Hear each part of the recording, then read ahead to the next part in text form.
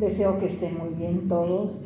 Pues estamos muy felices aquí en esta casa porque tenemos con mucho amor y mucha alegría un gran amigo que nos ha visitado. Es la tercera vez que nos visita y a mí me gustaría mucho que ustedes lo conocieran, que les platicaran lo que él hace, las cosas tan maravillosas.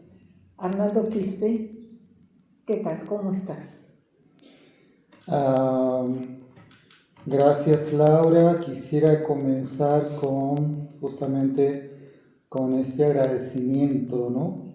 La gratitud por esta oportunidad, no solo también esta oportunidad, pero sí también por la acogida que hemos tenido, que he tenido en este caso, en esta oportunidad, por el bonito grupo que se ha creado y por el espacio, me siento como en casa, ¿no?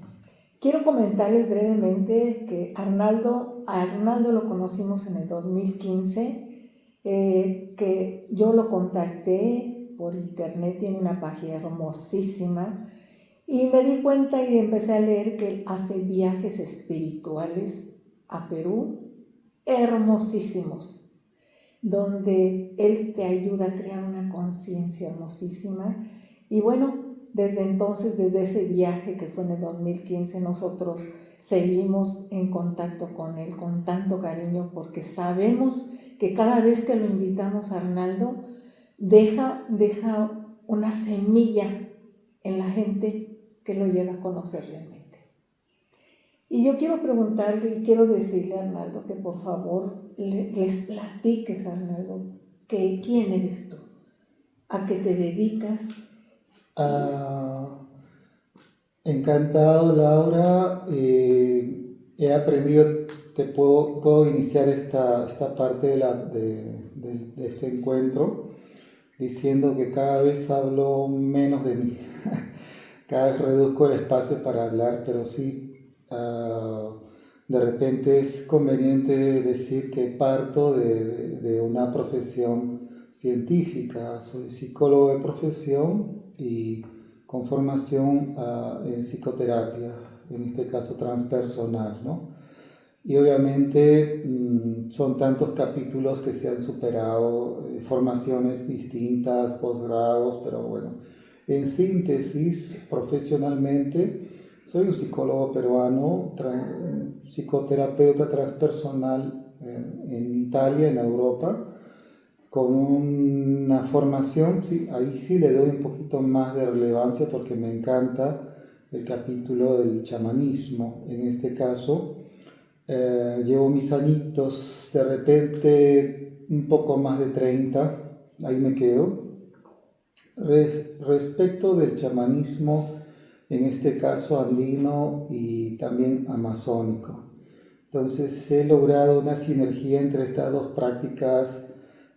Como verás, si inicio hablando de la psicología, de la ciencia, pues siempre he sido alguien que de repente siempre ha tenido que comprobar, siempre ha tenido que experimentar con el cuerpo, conmigo mismo. Siempre he tenido que de repente esa necesidad de que pues simplemente no me la crea las cosas, entonces siempre he estado hasta un poco escéptico, ¿no?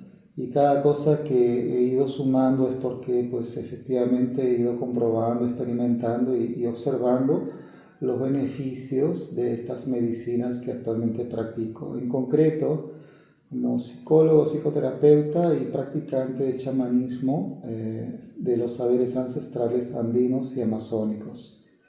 Eh, Quiero informarles que Arnaldo viene de un linaje ya muy ancestral, de abuelos de chamanes, y bueno, él, su gran experiencia como hombre de medicina, sí te lo voy a nombrar, para mí eres el hombre medicina.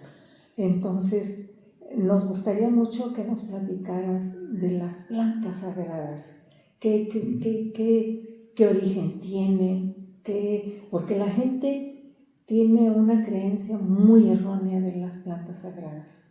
Entonces, platícales. Claro, encantado. De repente esto lo podemos tratar con diferentes capítulos. Ahora mismo, ¿no? De repente un capítulo acerca de los orígenes, acerca de una clasificación sencilla, acerca de la medicina que practico personalmente, del proceso de repente de integración, que pues ahí he sumado fuerzas para que la psicoterapia sea parte de este proceso de experiencia con plantas sagradas. Entonces, se puede al menos 5 o 6 partes para poder especificar con mayor precisión lo que tratamos de educar entre las personas, ¿no? También es interesante esto de hombre de medicina, yo no me atrevería a decirlo, ¿no? Pero lo escucho y pues es la persona, es la comunidad quien lo reconoce en ti, ¿no? Por los años, por la dedicación, por la vocación que uno ejerce. Luego sí podría decir que estoy más bien como un hombre puente. En mi país se dice chacaruna, ¿no? Es decir, un hombre puente entre este mundo y el otro, entre una dimensión y otra dimensión, entre lo que son los saberes ancestrales y la cultura occidental, por ejemplo. Entonces, por eso se aplica el tema del hombre puente.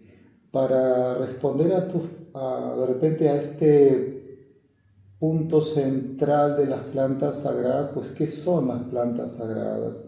¿Qué son los procesos sagrados? Hoy por hoy hasta podemos decir que hay otro tipo de sustancias que provienen no precisamente de plantas, pero también son sagradas, ¿no?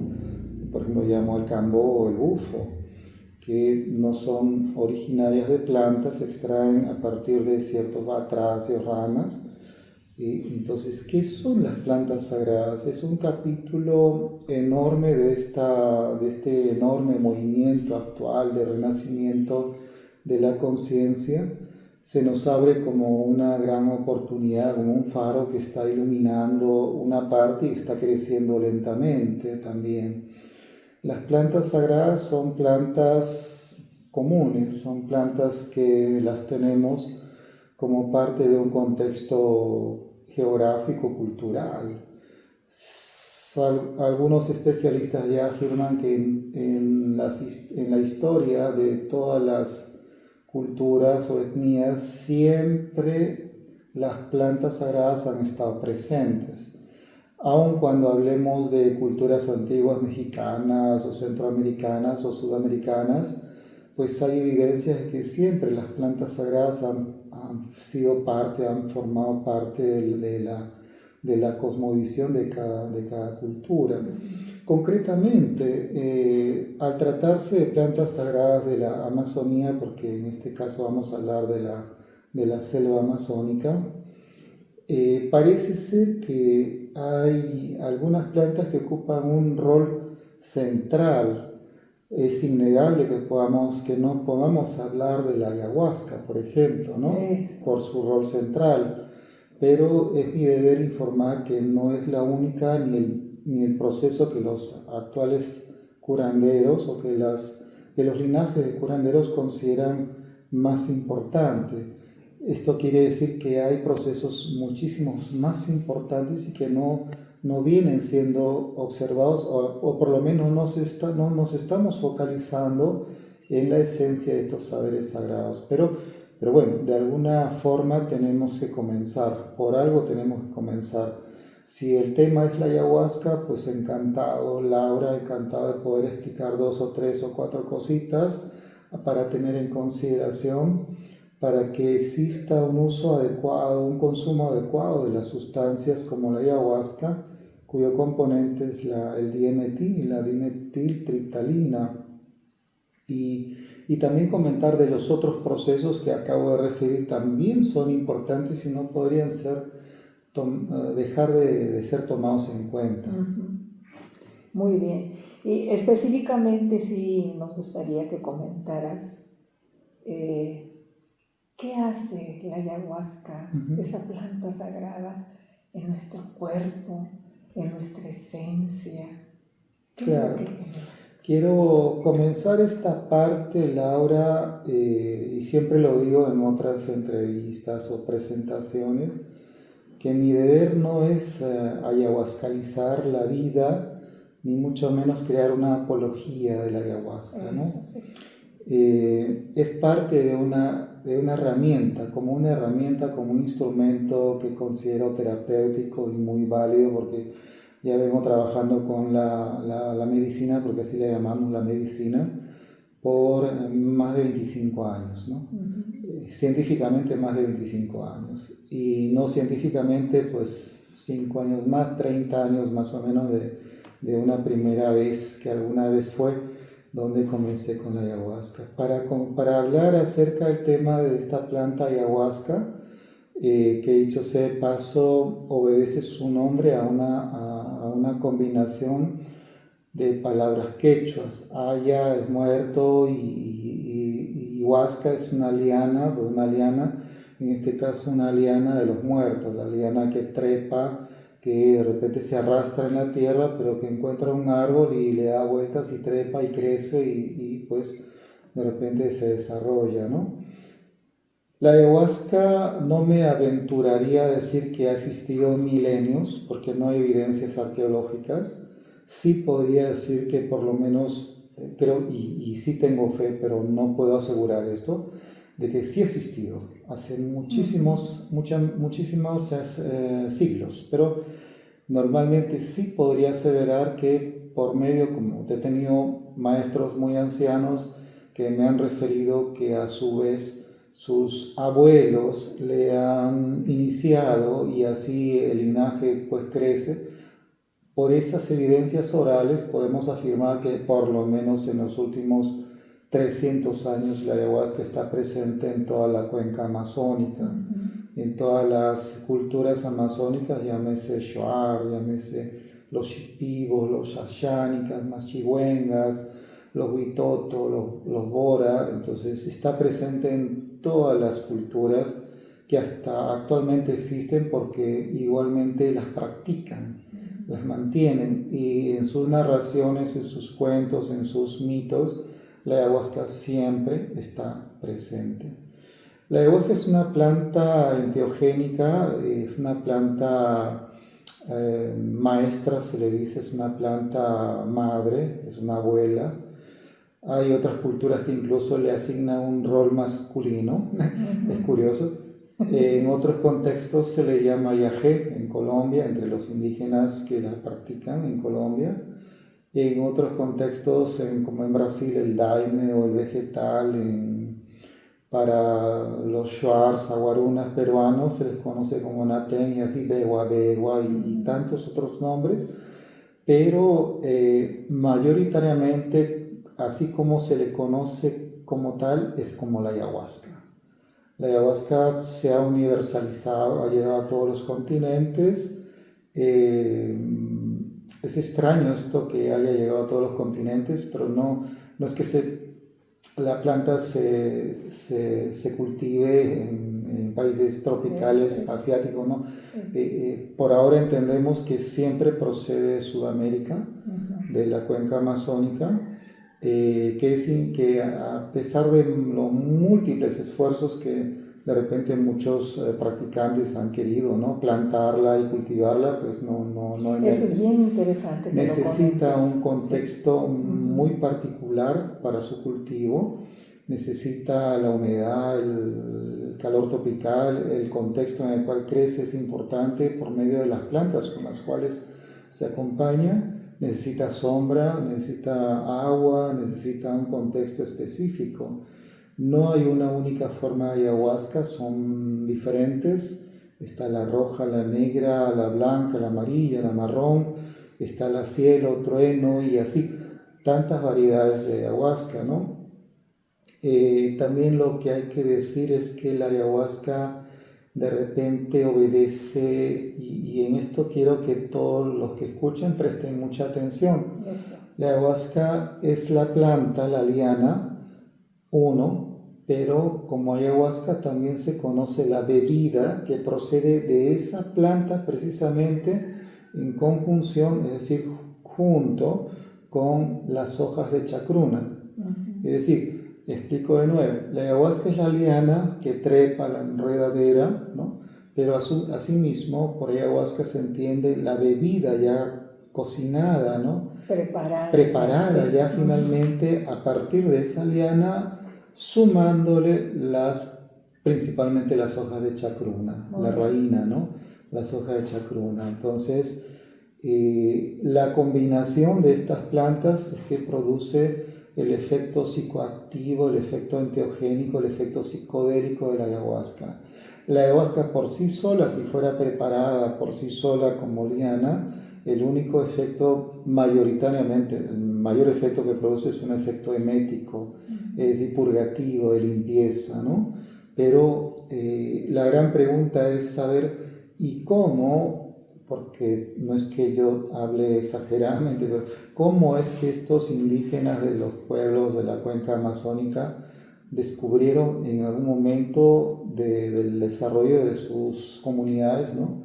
El hecho de, pues ahora vamos a cocinar esta planta con esta planta. Eso. Entonces es una pregunta que solo puede ser resuelta si uno vive dentro de una cosmovisión, dentro de un contexto, ¿no? Uh-huh. Normalmente en nosotros los seres humanos desde épocas muy antiguas que nos anteceden, ¿no? De repente los sapiens, los Cro-Magnon, los Pithecanthropus, somos de explorar, de probar una cosa y probar el día siguiente y probar 1000 veces y 2000 veces y 10.000 veces hasta que avanzamos un paso adelante. Es por eso que es posible que el poblador amazónico haya probado cocinar diferentes recursos hasta encontrar, experimentar la unión la combinación exacta y precisa, y que no quedó allí, sino que evolucionó hasta medir las cantidades, cuánta cantidad le echo de chacruna, cuánto de ayahuasca, cuánto quiero de repente depurarla, cuánto quiero que esté más pura, o cuánto debo cocinarla, o cuánto tiempo tiene. Entonces esto nos cuenta de una especialidad que obviamente va por encima de los 300 años que pienso que es milenaria, pero no hay forma de demostrarlo.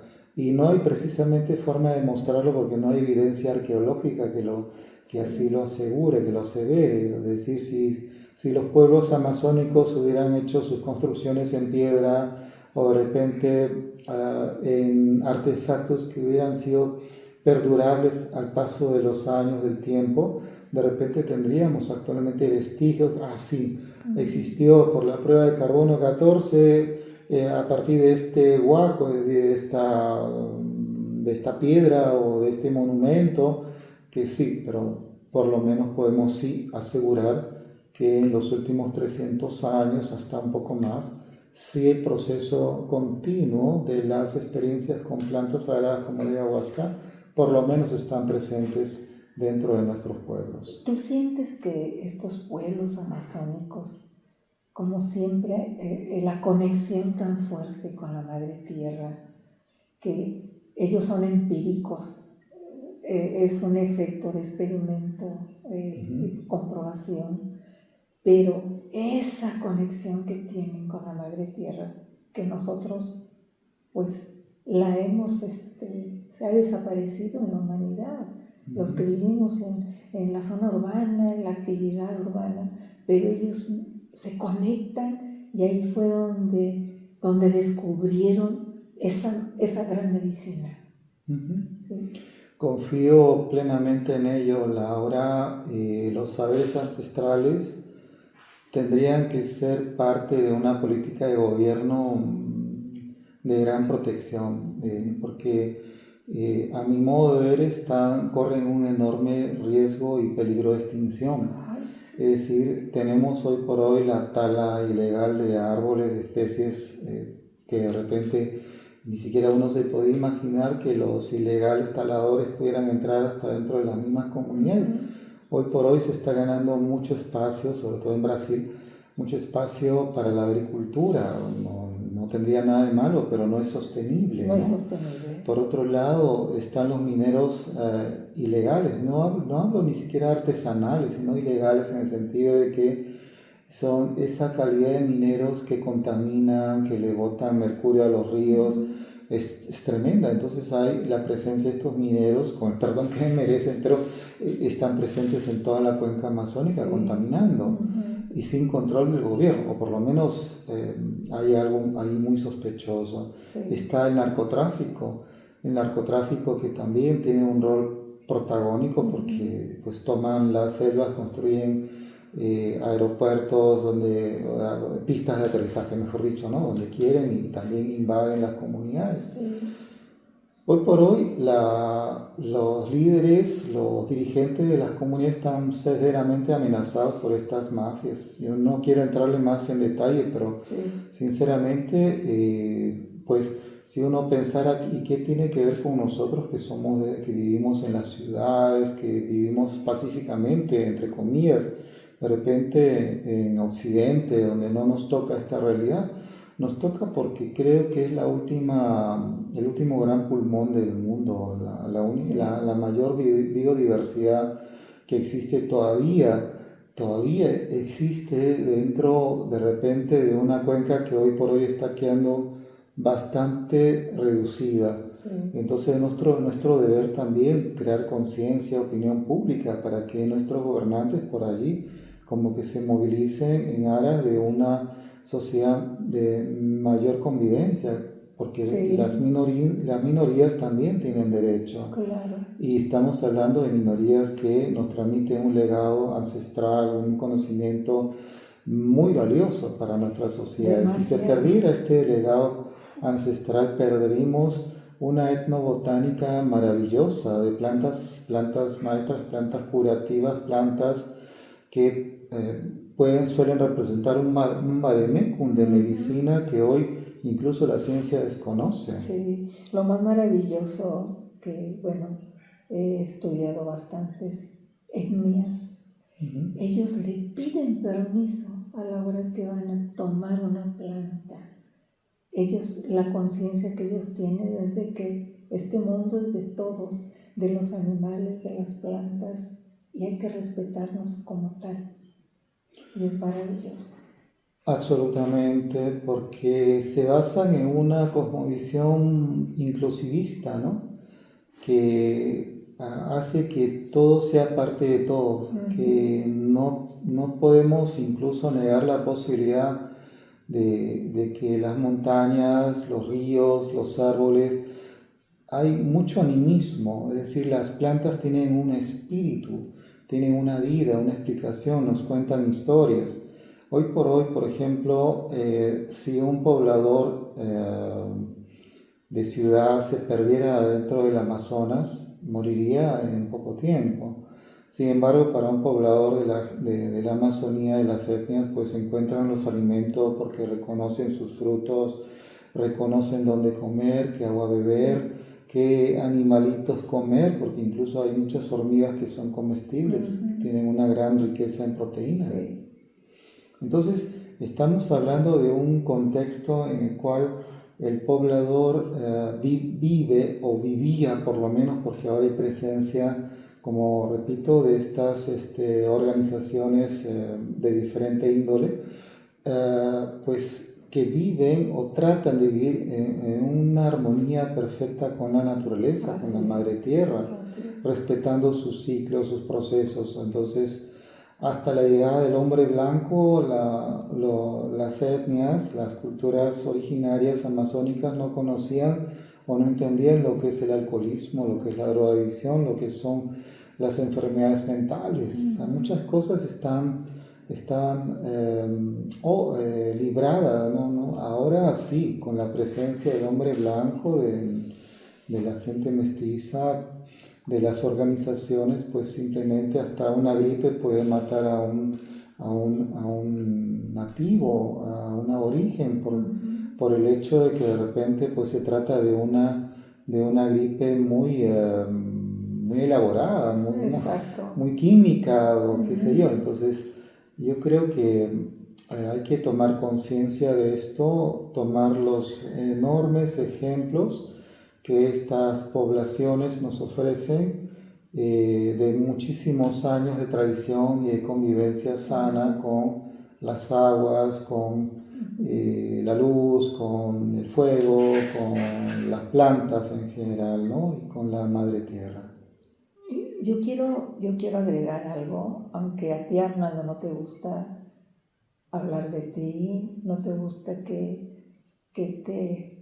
pues que realmente la esencia, esa conciencia, ese amor que tienes tú. Yo quiero agregar algo. Arnaldo ha venido con nosotros 3 veces, 3 ocasiones, y siempre lo hemos dicho por la humildad que él transmite, esa esencia tan sutil. Cuando él ha venido a dar terapias, ha dado la planta sagrada, es una persona, un ser humano que te cuida, te protege, te canta, te lleva a que disfrutes esa medicina. Uh-huh. Y yo sé que mucha gente que nos va a escuchar en este documental tienen la idea de que tienen miedo de experimentar con Arnaldo, pierden ese temor. ¿Por qué? Porque sabe cómo llevarte, cómo apoyarte, te sostiene como si fuéramos un niño. Así es Arnaldo. Y a él no le gusta que yo lo diga, pero yo lo tengo que mencionar. Ya está dicho. El hecho es que encuentro que es muy constructivo acompañar los procesos, ¿no? Parto de la propia experiencia personal, ¿no? Y siempre digo que pues una cosa es tener unas horas de vuelo como si me estuviera entrenando para ser piloto comercial, y otra cosa es tener 20, 30 mil horas de vuelo. Entonces yo creo que conozco o puedo tener una lectura más amplia de las personas que recién inician en estos procesos de sanación. Estos procesos no son un juego, son una cosa muy profunda, muy interior. Quien participa al menos tiene que tener una conciencia, una claridad de motivación, me refiero a la motivación de un intento por lo menos, de saber a qué está yendo, para qué está yendo. Entonces creo que allí tenemos una labor psicoeducativa muy importante que transmitir, ¿no? En ese sentido, pues me pongo en el lugar de las personas. Creo conveniente, parto de un propio protocolo, ¿no? Digo, en mi protocolo yo tengo que estar presente, tengo que cuidar a las personas, tengo que asegurarme del viaje que están teniendo, de pasar de un estado de conciencia a otro y poder regresar. Y no solo regresar por regresar, sino haber de repente integrado ciertos contenidos, mensajes, indicaciones que de repente uno logra, como si suelto una red y en esta red pues me traigo conmigo estos mensajes, estas indicaciones a partir de mi estado de inconsciencia, cuando estoy explorando la dimensión del inconsciente o la memoria superior o la memoria del linaje. Entonces muchas de las personas que participan suelen contarnos, ¿no? Como hace pocos días nomás, suelen contarnos de grandes momentos de resolución emotiva, ¿no? De completar un cuadro, de completar una secuencia, de realmente llegar a una respuesta trascendente para sus vidas. Entonces yo parto de la idea de un protocolo formado en base a quizás 30 años de experiencia, en el cual en este protocolo siempre les digo a los participantes, he aprendido a trabajar con energías más elevadas. No, Arnaldo no es una persona que va a trabajar contra los demonios, los miedos, pesantemente con espadas, de repente con palos de chonta a fustigar o a pelear toda la noche, no. Creo que las ceremonias pueden ser conducidas desde los recursos, desde las potencialidades de las personas, en un estado de tranquilidad y de trance, aunque sí es un estado de trance profundo, pero igualmente conservar el espacio que yo le llamo el templo sagrado, estar en el espacio sagrado. Entonces, obviamente hay algunas necesidades, alguien pudiera ir al baño, alguien pudiera sentirse muy mal, entonces estamos siempre allí para apoyar, para sostener y acompañar, porque es parte de un protocolo terapéutico, de un protocolo que normalmente aplico y he aprendido a perfeccionarlo con el paso del tiempo. ¿Todo tipo de personas puede experimentar la planta sagrada, Arnaldo? Sí y no.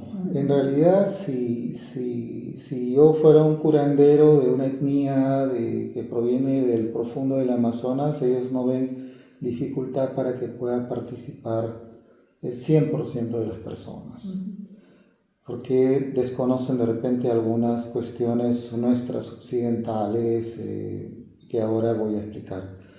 Y no porque creo con el paso de los años muy delicado, por ejemplo, incorporar escenarios en los cuales participen personas que ya tienen una clara evidencia de trastorno psiquiátrico. Si esquizofrénico, psicótico, de repente en estado paranoico, digo, pues no lo recomiendo. No lo recomiendo, además tendría que uno preguntarse ¿y cómo y para qué? ¿Y por qué?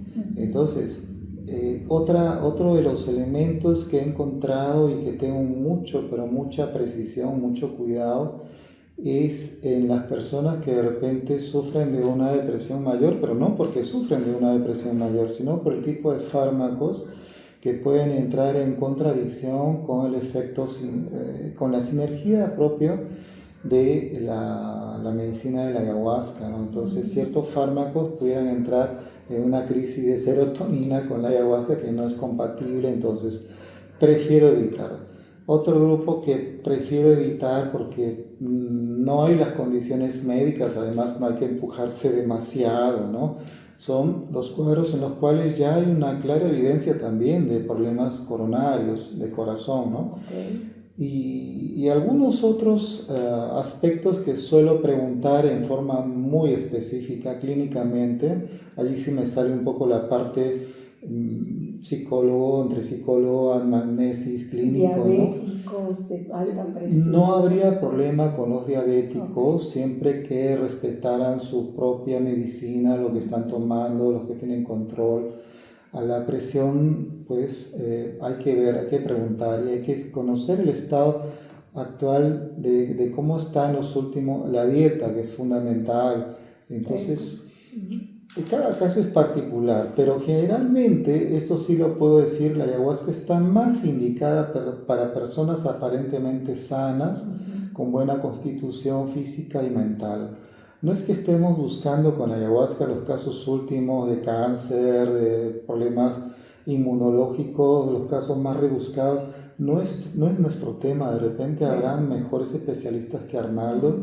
De repente si me llega alguien, pues debo evaluar convenientemente. Los últimos casos ya muy extraños que he tenido son, por ejemplo, de lupus o de repente de alguna enfermedad degenerativa o autoinmune. Entonces ya nos obliga a poder investigar, a abrir de repente el libro de la farmacología, los efectos secundarios, pero por eso lo digo, normalmente la ayahuasca está dirigida para el 85% de las personas de la población sana, joven, que necesita ese input, ¿no? Ese estímulo necesario para poder mejorar su calidad de vida, ¿no? Está un poco menos de repente indicado, como repito, para las personas que afrontan problemas de un carácter mayor, más pesado y de repente que requiere una medicina, una farmacología que esté pues disponible, ¿no? Okay. ¿Y hay alguna preparación previa antes de poder experimentar la Por supuesto, en cuanto a preparación se menciona mucho acerca de las dietas. Las dietas hay que aclarar esto también. Las dietas para la ayahuasca y las dietas como parte del proceso de medicina amazónica. Es decir, dos tipos de dietas. Generalmente nosotros en Occidente conocemos como dieta, pues que como, que no como, el ayuno o no. Entonces, o qué verduras, frutas, proteínas, conocemos por dieta ese aspecto, pero en la Amazonía, por lo menos en la Amazonía peruana, hay dos tipos de dieta que hay que tener en consideración. Una dieta para la ayahuasca es específica, casi todos los curanderos se ponen de acuerdo en una dieta estándar en las cuales te dicen, mira, si quieres tener una experiencia real con la ayahuasca al menos una semana. Bueno, en otros casos son más flexibles, dicen al menos en los últimos 3 días, ¿no? No relaciones sexuales. La mujer que está con el ciclo menstrual lo tiene que comunicar, no es que esté prohibido, sino lo tiene que comunicar por una cuestión energética. Sí, sí. Al menos reducir la sal, el azúcar, las bebidas que contienen gaseosa, ¿no? Al menos de repente reducir todos los derivados de las leches, los quesos, en ese sentido. ¿Por qué? Pero es que uno dice, pues tengo esa duda y no me dicen, Eso me es dicen muy... que prohibir, pero no me dicen por qué. Ujú. Porque de ese modo los curanderos afirman o suelen afirmar que el cuerpo está mejor preparado para asimilar las propiedades eméticas, curativas, terapéuticas de la ayahuasca. Entonces llegamos a la misma conclusión, que es deseable que sea así. Porque hay otro grupo de curanderos que nos dicen, pues así como vienes, para mí está bien. Hayas comido lo que hayas comido, hayas tenido hasta este momento que yo te recibo como mi paciente, para que seas parte de la maloca del grupo que va a tomar ayahuasca, pues igualito vas a vomitar, de todo te vas a limpiar. Entonces en la Amazonía, y esto lo menciono porque se considera que la limpieza es curativa, la limpieza no solo es catártica, la limpieza con el vómito, con la diarrea, con el sudor, con las lágrimas, normalmente es depurativa de toxina del cuerpo que de repente con la ayahuasca encuentra una importante oportunidad para de repente purificarse o autopurificarse. Muy bien. Pero, sí, y la otra preparación, no podría mencionar solamente la dieta para la ayahuasca, sino también, ahora sí aprovecho la oportunidad para hablar 2 minutos acerca de la dieta, como el proceso que muchos curanderos sostienen que es muchísimo más importante que el asumir, que el beber la ayahuasca misma. La dieta como tal es un retiro. Es un retiro de 5 días, de 7, de 10, de 12, de 15, de 1 mes, de 2 meses, hasta 3 meses de dieta, dependiendo de los objetivos, dependiendo de la purificación, dependiendo de muchas cosas del contexto también. ¿Para qué la dieta? Y sí es conveniente decir que una dieta amazónica, así conocida como tal, sirve para curar el cuerpo. Allí sí entran factores más físicos. Por ejemplo, alguien que está muy enfermo en su estado de salud con la inmunología, la dieta es conveniente para ello. Okay. Dietar con un maestro curandero por 1 semana, por 2 semanas, purificar el cuerpo. Obviamente sabemos que la raíz de todos los males es por donde entran los males, que es por la boca. Una limpieza en cuanto a la alimentación, pero una limpieza muy severa, obviamente va a traer consecuencias positivas para la salud de las personas. Entonces eso es la dieta, que también tiene un segundo favorcito, que es ofrecer una iniciación real y auténtica para las personas que después de repente desean practicar el chamanismo amazónico. Entonces, antes de la ayahuasca, el 100% de curanderos recomienda hacer la dieta y hacerlo con un maestro que pueda iniciar correctamente dentro de un sistema, dentro de un linaje chamánico. Hoy por hoy pues no lo tenemos así. Tenemos muchísimas personas que se convierten en facilitadores, en guías, en chamanes de un día para otro sin haber practicado ni siquiera una dieta. Eso es bien importante que lo recalques, Arnaldo, porque ha habido experiencias de que con una vez que han tomado la planta sagrada ya se sienten chamanes y preparados para poder compartirlo a una masa de personas. Eso es bien importante lo que tú acabas de decir. Pues hay que solo repetir lo que ya se ha dicho, en el sentido de que por sentido común es obvio que cada medicina tiene sus pasos, sus protocolos, sus puntos de inicio, su complementación, su formación.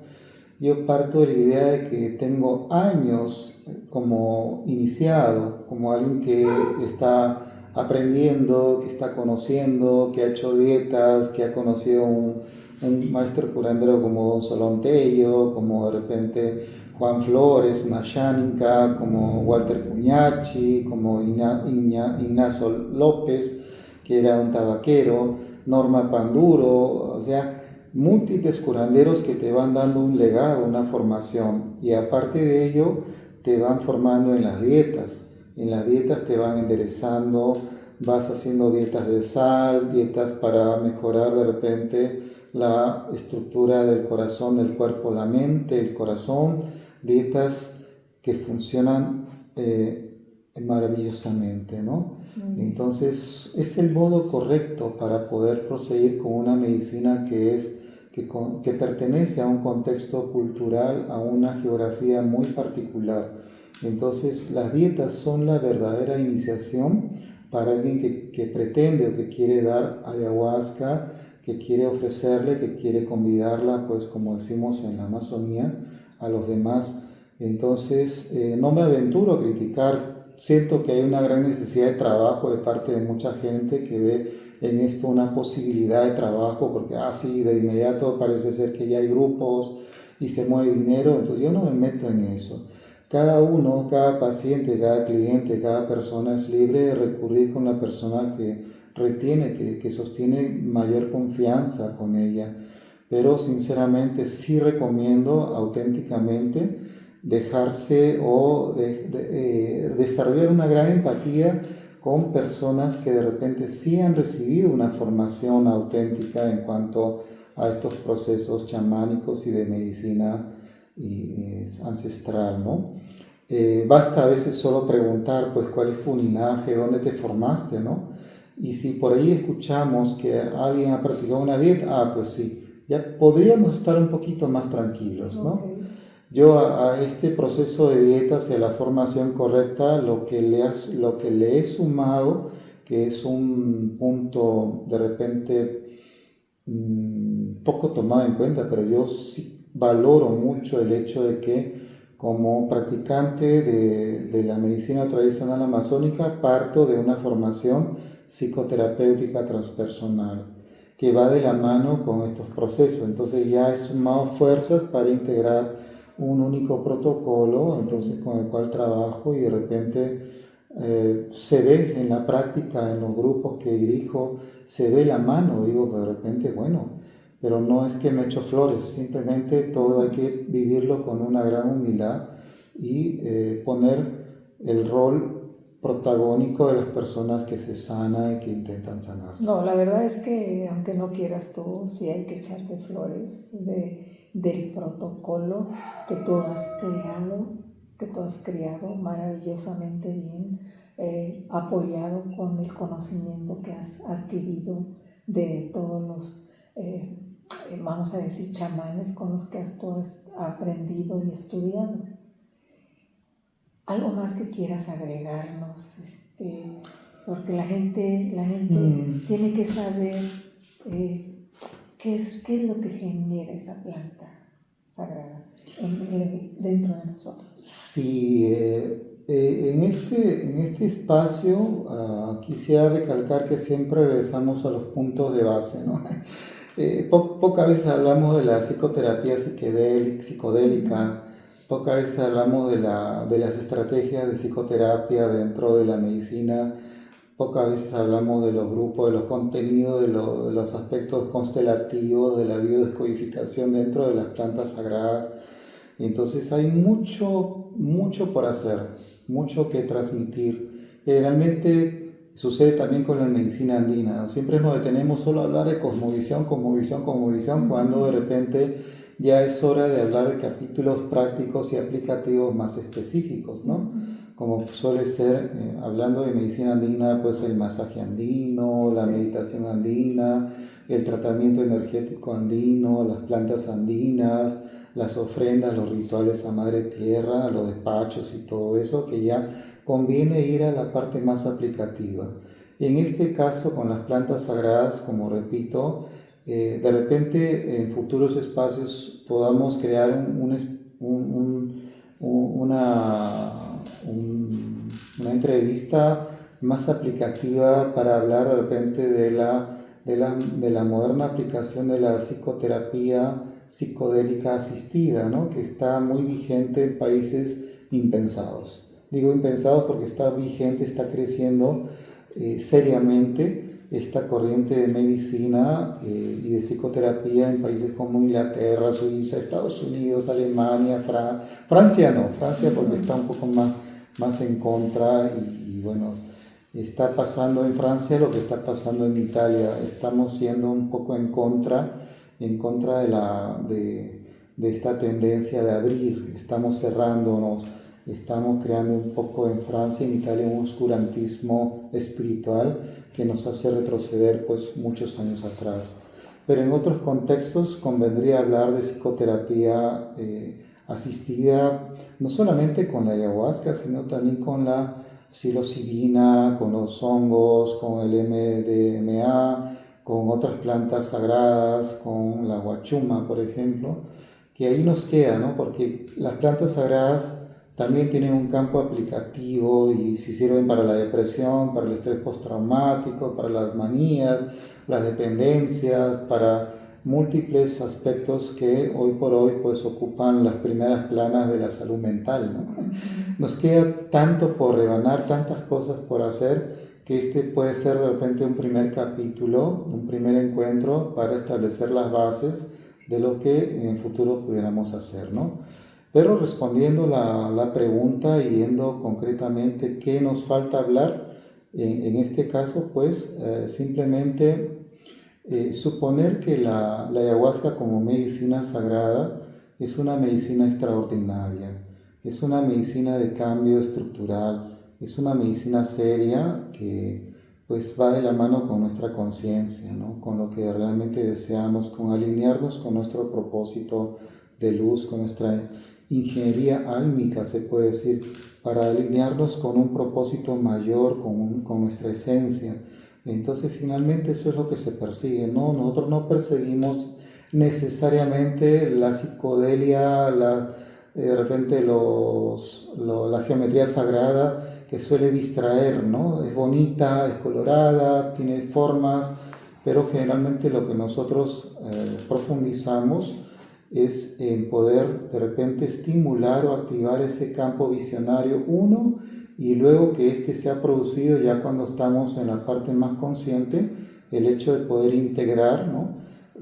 Todos los contenidos para pues ahora cuál ha sido, cuál puede ser la utilidad de que tú hayas visto esto, o cuál es la indicación, o cuál es la señal, o cuál es la estrategia a seguir, o cuáles son los pasos para continuar en lo que se viene. Entonces, por eso es que encuentro que las personas están pero muy a su gusto, pues se encuentran un sostén, un soporte muchísimo más completo y creo que ese es el camino. Yo no conozco otros, o si los he visto, pues digo, pues qué pena, ¿no?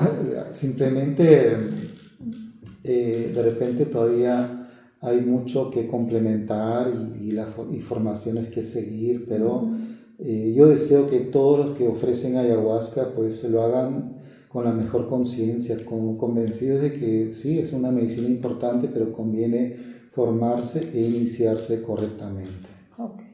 Te voy a hacer una pregunta, como dicen aquí en México, de los 64,000. ¿Cuándo vas a volver aquí con nosotros?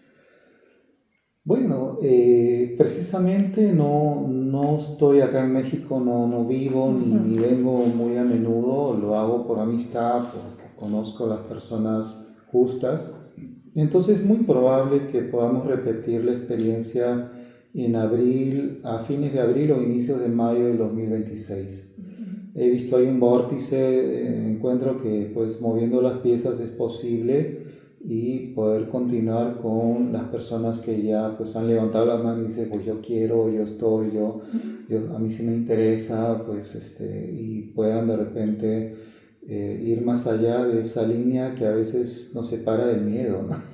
No, y es que tienes mucho para compartirnos, no nada más la planta sagrada, ¿no? Tienes mucho para compartir, todo lo que tú sabes de la cosmovisión andina, o sea, todo lo que tú pues nos has compartido, que es maravilloso, esas terapias energéticas. Bueno, es un mundo de posibilidades de todo lo que tú nos puedas compartir. Gracias, Laura. Sí. Simplemente te puedo decir que a las personas en su despertar, auténticamente, si te llega, pues te llega, ¿no? Si tú recibes el mensaje, si por haber las coordenadas se juntaron o hicimos un cruce, de repente algunas personas, sobre todo las mujeres, son las que más se motivan, ¿no? Pudieran de repente encontrar ese intento necesario para hacer algo, ¿no? Algo superior, algo más importante de lo que ya están haciendo, ¿no? Entonces, bienvenido. Yo conozco muchas cosas, pero como te repito, parto de la medicina oficial, de la psicoterapia clásica, tradicional, transpersonal en este caso, científica, pero obviamente con un poco más de 3 décadas en cuanto a la formación, ya sea por un lado del chamanismo amazónico y el chamanismo andino. Entonces, si me preguntan algo de los tungos de Siberia o de las culturas chamánicas en Tíbet, de repente conoceré poco o algo conoceré. Yo estoy más especializado en lo que es el chamanismo sudamericano, andino y amazónico.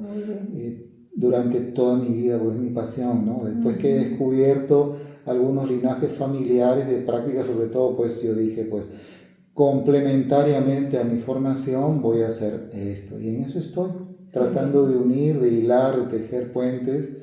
Y bienvenido y gracias. Si se trata de una invitación, pues muy probable que en abril próximo, el próximo 26 o inicios de mayo, pues podamos reencontrarnos. Pues ya saben, queridos amigos y amigas, aquellas personas que esta plática y esta hermosa plática que hemos tenido con este querido amigo les resuene y se animen el año que entra a venir a experimentar todo lo que Arnaldo nos puede ofrecer y compartir. Gracias, Arnaldo, de veras, gracias. Estoy muy emocionada porque te amamos desde el corazón, te amamos mucho y pues esta es tu casa por siempre. Mientras estemos en este mundo, tú estás aquí con nosotros y te agradezco mucho. Ya no te quiero cansar mucho, pero fue una... No, estoy cansado y agradezco tus palabras, así como al inicio, ¿no?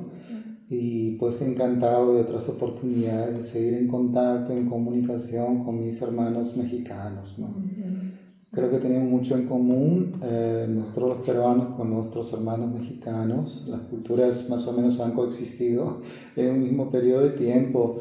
Tenemos tantas cosas en común, ¿no? Entonces, bienvenido sea y bienvenidos sean de repente los futuros participantes de estos círculos de medicina, de estos grupos que estamos creando y formando.